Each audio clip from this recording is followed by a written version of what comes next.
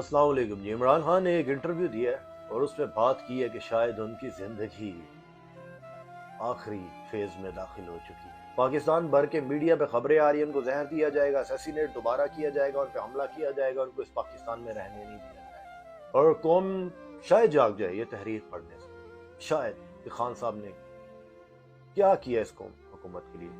असलम खान साहब का कॉलम है, जरा पढ़ता हूँ कुछ बातें, सुनिएगा। सबसे पहली बात, जनरल फैज हमीद और जनरल बाजवा आपके साथ नहीं थे, एक पेज पर नहीं थे, ये सहाफी सवाल कर रहे हैं। जनरल फैज हमीद ने भी आपके 600 रुपए मालियत के सादा से ट्राउजर और पाँव में सस्ती सी चप्पल देखते हुए जनरल बाजवा साहब के कान में तंजिया सरगोशी की कि ये शख्स पाकिस्तान का वजीर आजम बनेगा। मेरी बात पे खान साहब हंस पड़े और कहने लगे, बिल्कुल आपकी बात दुरुस्त है। एक बार फैज हमीद और जनरल बाजवा बनी गाला मुझसे मिलने आए, मैंने सस्ती सी ट्राउजर शर्ट और पाँव में हवाई चप्पल पहनी हुई थी। सहाफी ने कहा, आपने हुकूमत क्यों बनाई? मेरे ख्याल में आपको हुकूमत नहीं लेनी चाहिए थी। डरते डरते सवाल किया, क्या आप लालच में आ गए थे? ये है खान साहब का सवाल का असल। थोड़ी देर सोचते रहे, मेरी आंखों में आंखें डाल के देखते रहे। मैं घबरा गया, माथे पे पसीना आया, शायद सवाल बुरा लगा, लेकिन फिर उनकी आवाज गूंजती बड़े गंभीर लहजे में कहा, नहीं असलम, मुझे कोई लालच नहीं था, मेरे पास आखिरी चांस था। बहुत सोचा हुकूमत ना बनाऊं, कोई ताकत मुझे अंदर से मजबूर कर रही थी हुकूमत बनाओ, बल्कि कभी कभी तो अल्फाज की सूरत में ये आवाज मेरे अंदर से आती थी कि इमरान हुकूमत बनाओ। फिर मैंने बहुत सोच विचार के बाद फैसला किया और सबसे पहले तरीन साहब से जिक्र किया, सिर्फ यही सोच के कि अपनी पूरी कोशिश करूंगा, पाकिस्तान के लिए कुछ बेहतर कर जाऊंगा, रात दिन मेहनत करूंगा, कौम को पांव पे खड़ा करने की कोशिश करूंगा। मैं उम्र के उस हिस्से में हूँ जब इंसान वापसी की तैयारी में होता है। मैं इस बात पे कमिटेड था, अगर इस बार भी मौका नहीं दिया तो दोबारा कभी सर नहीं उठाने देंगे। पता नहीं जिंदगी भी है या नहीं, जिंदगी की आखिरी इनिंग समझकर खेलने का फैसला किया और हुकूमत बना दी। मैं मुतमिन हूँ, मैंने अपनी बसात से बढ़ के पाकिस्तान के लिए बेहतर दिन रात काम किया। होश ही नहीं था क्यों काम ही इतना होता था, सुबह से रात हो जाती, कभी कभी तो खाने का होश भी ना रहता। जी बढ़ते हैं आगे। खान साहब, कभी आपको इन लोगों से डर नहीं लगा? मुस्कुराते हुए कहने लगे, अरे नहीं, बस रब ताला की जात से डरता हूँ। पाकिस्तान की हिस्ट्री में पहली बार इन्हें कोई वजीर आजम मिला था जो इनकी ओपिनियन को रद्द कर देता था। बस ये बात उनको पसंद ना थी क्योंकि ये यस सर सुनने के आदी हैं और मैंने हमेशा खुद को चीफ एग्जीक्यूटिव समझा और साबित भी किया। अब तुम ही बताओ, उस्मान बुज़दार में क्या कमी थी? अगर मैं अलीम खान का वजीर आला बना देता तो वो पंजाब का क्या हशर करता? मैं क्या क्या संभालता? इनकी रिश्तेदारियां हैं, इनके मुश्तरका बिजनेस है और मुश्तरका मुफादात है। ये बस हमें एक दूसरे के दुश्मन नजर आते हैं। आप नवाज शरीफ जरदारी की मिसाल ले लीजिए, कोई सोच सकता था ये कभी इकट्ठे हो सकेंगे? आप जनरल बाजवा और नवाज शरीफ की मिसाल ले लीजिए, अप्रैल से पहले कोई सोच सकता था बाजवा और नवाज शरीफ इकट्ठे हो जाएंगे?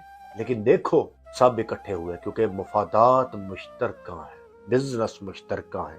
कहने लगे, असलम खान, पाकिस्तान जमीन दुनिया में रब जुल जलाल ने कोई स्पेशल टुकड़ा बनाया है। इतनी मादनियात है, कोई अंदाजा नहीं कर सकता। अगर पाकिस्तान में सिर्फ 15 साल के लिए कोई ईमानदार हुकूमत स्टेबल रहे तो हम इस पोजीशन में आ जाएंगे, दुनिया भर को कर्जा दे सकेंगे। आप कह सकते हैं कि पाकिस्तान मादनियात के हिसाब से दुनिया का अमीर तरीन मुल्क है। ये जन्नत का कोई टुकड़ा है जिसे जमीन पर उतारा गया है।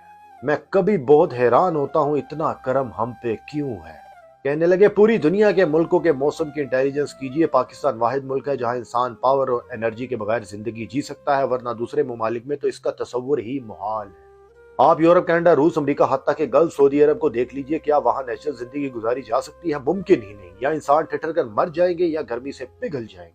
लेकिन पाकिस्तान ऐसा टुकड़ा है जहां इंसान हजारों साल पहले वाली नेचुरल जिंदगी गुजार सकता है। ये कोई स्पेशल सरजमीन है जिसे पाकिस्तान की सूरत में हमें गिफ्ट किया गया है।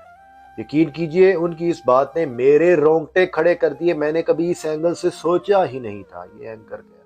वाकई पाकिस्तान ऐसा टुकड़ा है जहां इंसान पत्थर के दौर वाली जिंदगी भी आसानी गुजार सकता है। ये कहते हुए वो उदास से दिखने लगे। कहने लगे, मैंने बहुत कोशिश की, दिन रात एक किया, खाने का टिफिन तक घर से लाता था, रात गए काम करता था। हम पहले साल ही तरक्की की तरफ चल पड़े थे, लेकिन कोरोना ने मुइशत तबाह कर दी। फिर भी हमने दुनिया का बेहतरीन मुल्क साबित हुए।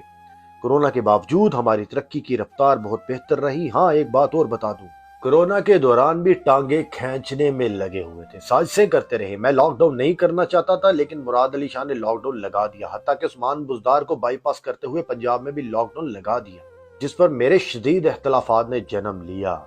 लेकिन लॉकडाउन के बावजूद मैं अपने लोगों को सर्व करने और बचाने में कामयाब रहा। दुनिया ने हमारी तारीफ की जियो न्यूज के मालिक के ऊपर भी केस बनाया तो मैंने यास्मिन राशिद को कहा कि लगता है इसके ऊपर झूठा केस बनाया है, लिहाजा इसको हर तरह की सहूलत दो, ये बंदा बीमार है। मैंने पूछा खान साहब इतनी मादनियात है तो निकालते क्यों नहीं, या कोई इंटरनेशनल प्रेशर है? वो बात को गोल करके बस इतना कहा, कराची रिस्ट्रक्चरिंग और लोकल एम्पावरमेंट में हम तकरीबन कामयाब हो चुके थे, लेकिन अचानक हमें प्रोजेक्ट बंद करना पड़ा क्योंकि एक बड़ा ब्रादर इस्लामिक फ्रंट पे आ गया था। अब वो किसके कहने पे आया मुझे इसके बारे में कुछ नहीं मालूम। ये दुबई, गल्फ, ये जितने जो ग्वादर से डरते हैं, जो अपनी बंदरगाह बंद होने से डरते हैं, जहाँ पे इनके कारोबार हमारे यहाँ के हुक्मरानों के अरबों अरबों की जायदादें हैं ना, उनका फिर प्रेशर इन पे आ जाता है। खान का कुछ भी नहीं है। और दूसरी बात, हमारे मुल्क की अशराफिया को इस मुल्क की तरक्की की जरूरत ही नहीं, क्योंकि वो इतनी दौलत जमा कर चुके हैं, उनकी आने वाली नस्लें भी सदियों तक शाहाना जिंदगी गुजारेंगी। जब इतनी दौलत मौजूद हो, किसी को क्या जरूरत है मेहनत करने की, आलमी ताकतों से पंगा लेकर जान गंवाने की? ये लोग सिर्फ पाकिस्तानियों के लिए हुक्मरानी करते आए हैं, क्योंकि इनका मकसद शहनशाहियत के मजे लूटना है और सिर्फ दौलत इकट्ठी करना है। मजीद घड़ी के सवाल पे उन्होंने कहा, मेरे पास जो कुछ था, मेरी बनी गाला की जमीन, मेरा आसमान पार का घर, मेरे तमाम एसेट्स मैं बनी गाला समेत सब शौकत खानम के नाम कर चुका हूँ। मुझे क्या जरूरत है कि जिंदगी के इस आखिरी लम्हे में आगे मुझ पे बड़े गुनाहों का बोझ है, मैं रो रो के उनकी रब से गुनाहों की माफी मांगता हूँ। तो क्या मैं ये इतनी कोब का बोझ उठा के रब के सामने जा सकता हूँ कि मैंने उनके माल में खयानत की?